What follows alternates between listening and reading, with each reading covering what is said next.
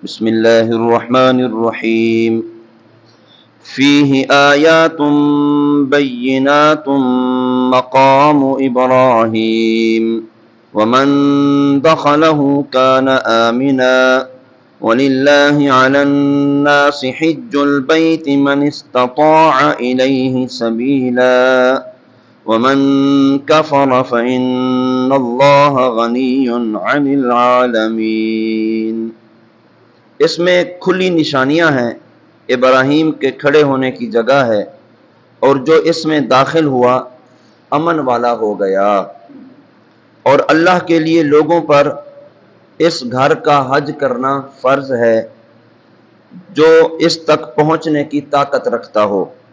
اور جو انکار کرے تو اللہ سارے جہان سے بے پرواہ ہے۔ خانہ کعبہ کی عظمت و شان کا بیان چل رہا تھا، کل بھی آپ نے سماعت فرمایا خانہ کعبہ کے حوالے سے کہ یہ وہ پہلا گھر ہے زمین پر جو اللہ رب العالمین نے عبادت کے لیے بنایا ہے،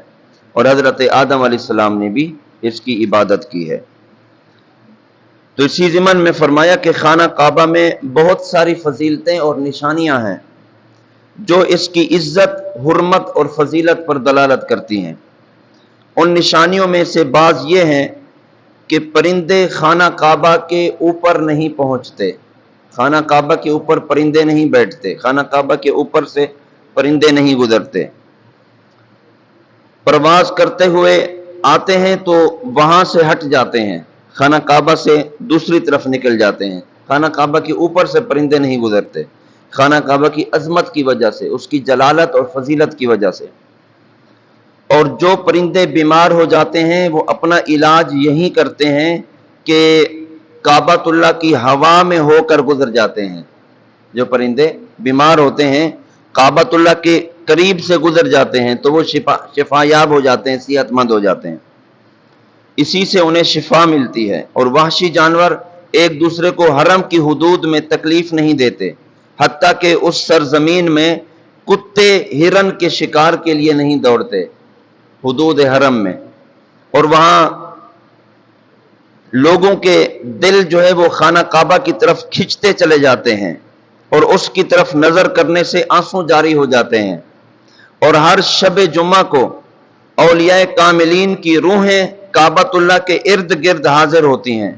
اور جو کوئی اس کی بے حرمتی اور بے ادبی کا ارادہ کرتا ہے وہ تباہ و برباد ہو جاتا ہے۔ انہیں آیات میں سے مقام ابراہیم وغیرہ وہ چیزیں ہیں جن کا اس آیت مبارکہ کے اندر بیان کیا گیا۔ اچھا، مقام ابراہیم کیا ہے؟ یہ وہ پتھر ہے جس کے اوپر حضرت ابراہیم علیہ السلام نے کھڑے ہو کر کعبۃ اللہ کی عمارت کو تیار فرمایا تھا، کعبۃ اللہ بنایا تھا۔ یہ پتھر خانہ کعبہ کی دیواروں کی اونچائی کے مطابق خود بخود اونچا ہو جاتا، جب حضرت ابراہیم علیہ السلام کو نیچے اترنا ہوتا تو پتھر خود بخود نیچے ہو جاتا، تو خود بخود اوپر اٹھ جاتا، خود بخود نیچے آ جاتا۔ تو اس میں حضرت ابراہیم علیہ السلام کے قدم کے نشانات موجود ہیں، جو ایک طویل زمانہ گزر گیا اور کثرت کے ساتھ ہاتھوں سے مس ہونے کے باوجود ابھی تک وہ پتھر بھی موجود اور وہ قدم کے نشانات بھی موجود ہیں۔ تو اس کو بطور نشانی کعبۃ اللہ کے صحن کے اندر اللہ رب العالمین نے رکھوا دیا، کیونکہ یہ پتھر تو باقی بھی ہیں لیکن یہ پتھر مبارک بن گیا، عظمت والا بن گیا، اس وجہ سے کہ اس پتھر پر اللہ کے نبی کے قدم لگے ہیں۔ تو اللہ کے برگزیدہ بندے کے قدموں کے لگنے کی وجہ سے وہ پتھر بھی عظمت اور شان والا ہو گیا، اور اسے مقام ابراہیم کہتے ہیں، حضرت ابراہیم کے کھڑے ہونے کی جگہ۔ اور اس جگہ کو سجدے کا مقام بنایا کہ جب بھی طواف شروع کریں تو یہاں نوافل پڑھیں اور پھر اپنے طواف کے معاملات شروع کریں۔ اس سے معلوم ہوا کہ جس پتھر سے پیغمبر کے قدم چھو جائیں وہ پتھر برکت والا ہو جاتا ہے، اور شاعر اللہ اور آیت اللہ، اللہ کی نشانی بن جاتا ہے۔ اسی طرح فرمایا ان الصفا والمروہ من شعائر اللہ، بے شک صفا اور مروہ یہ اللہ کی نشانیوں میں سے ہیں۔ تو ظاہر ہے یہ دونوں پہاڑ کیوں نشانیاں بنے؟ ان پر حضرت ہاجرہ سلام اللہ تعالی علیہ کے قدم لگے تھے، صفا پر دوڑتی، مروہ پر دوڑتی، تو اللہ کی برگزیدہ بندی کے قدم لگنے کی وجہ سے اللہ تعالیٰ نے ان دونوں پہاڑیوں کو شعائر کہا، اپنی نشانیاں کہا ہے، سبحان اللہ۔ اور فرمایا ومن داخلہ کان آمنا، خانہ کعبہ کی وجہ سے اللہ تعالیٰ نے پورے حرم کی حدود کو امن والا بنا لیا، یہاں تک کہ اگر کوئی شخص قتل اور جرم کر کے حدود حرم میں داخل ہو جائے تو وہاں اس کو قتل نہیں کیا جائے گا، وہاں اس کو پکڑا نہیں جائے گا۔ حضرت عمر رضی اللہ تعالیٰ عنہ نے فرمایا کہ اگر میں اپنے والد خطاب کے قاتل کو بھی حرم شریف میں پاؤں تو فرمایا میں اس کو ہاتھ نہیں لگاؤں گا، حرم شریف کی عزت کی وجہ سے، اس کی شرافت اور بزرگی کی وجہ سے، یہاں تک کہ وہ باہر نہ آ جائے۔ حرم سے کیا مراد ہے؟ فرمایا حرم سے مراد خانہ کعبہ کے ارد کئی کلومیٹر تک جو علاقہ پھیلا ہوا ہے، جس کو حدود حرم بھی کہتے ہیں، یہاں باقاعدہ نشانات وغیرہ لگا کے اسے ممتاز کر لیا گیا، اور جو لوگ حج اور عمرہ کرنے کے لیے جاتے ہیں انہیں عموماً اس کی پہچان ہوتی ہے کہ یہ حدود حرم ہے، کیونکہ وہاں جا کر جب لوگوں کا عمرہ کرنے کا ارادہ ہوتا ہے تو عمرہ کرنے کے لیے حدود حرم سے باہر احرام باندھنا ہوتا ہے، اور پھر احرام کی صورت میں حدود حرم میں داخل ہوا جاتا ہے۔ وَلِلَّهِ عَلَى النَّاسِ حِجُّ الْبَيْتِ،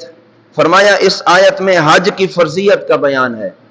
اور اس کا کہ استطاعت شرط ہے، جو شخص استطاعت رکھتا ہو، طاقت رکھتا ہو حج کرنے کی، کہ صحت بھی اچھی ہو اور اخراجات کی طاقت بھی رکھتا ہو، تو ہر اس پھر مسلمان بندے پر بیت اللہ کا حج کرنا فرض ہے۔ حدیث پاک میں نبی کریم صلی اللہ تعالی علیہ وسلم نے ارشاد فرمایا اس کی تفسیر زاد راہ میں سواری سے فرمائی، یعنی اس کی سواری بھی ہو یا سواری نہ ہو، جیسے آج کل کے دور میں جہاز پر سفر کیا جاتا ہے، تو یہاں سے لے کر وہاں تک کے اخراجات بھی اس کے پاس موجود ہوں، وہاں رہنے کے اخراجات، واپسی کے اخراجات، گھر کے اخراجات، یہ تمام چیزیں زاد راہ میں شامل ہیں۔ کھانے پینے کا انتظام اس قدر ہونا چاہیے کہ جا کر واپسی آنے تک اس کے لیے وہ کھانے پینے کے اخراجات بھی کافی ہوں، اور یہ واپسی کے وقت تک اہل و عیال کے خرچے کے علاوہ ہونا چاہیے، چونکہ ظاہر مرد کماتا ہے اور گھر والے کھاتے ہیں، تو اگر وہ حج کے لیے جا رہا ہے تو اتنے اخراجات گھر میں دینا لازمی ہے کہ جتنے دن یہ باہر رہے گا گھر کے اخراجات بآسانی چلتے رہیں۔ تو گھر کے اخراجات، پھر حج کے سفر کے اخراجات، وہاں رہنے کے 40 دن رہنا ہے، 30 دن رہنا ہے، وہاں کے اخراجات، پھر واپسی کے اخراجات، ان تمام چیزوں کے اخراجات کی اگر طاقت رکھتا ہے تو پھر ہر اس بندے پر بیت اللہ کا حج فرض قرار دیا گیا۔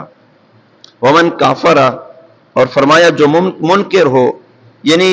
حج کی فرضیت بیان کی گئی، اب جو اس کا منکر ہو تو اللہ تعالیٰ اس سے، بلکہ سارے جہان سے اللہ بے نیاز ہے، اس سے اللہ تعالیٰ کی ناراضی ظاہر ہوتی ہے،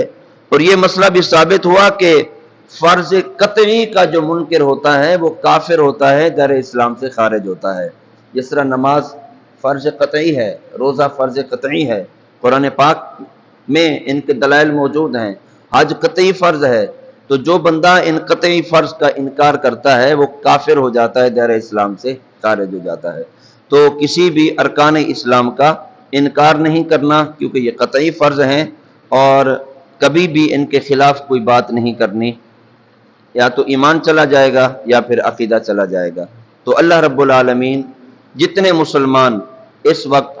حج بیت اللہ کرنے کا ارادہ کر رہے ہیں یا پہنچ چکے، اللہ تعالیٰ سب کو استقامت کے ساتھ حج بیت اللہ کی سعادت نصیب فرمائے، اور ان کے صدقے اللہ تعالیٰ ہمیں بھی حج و عمرہ کی سعادت نصیب فرمائے۔ وما علینا الا البلاغ۔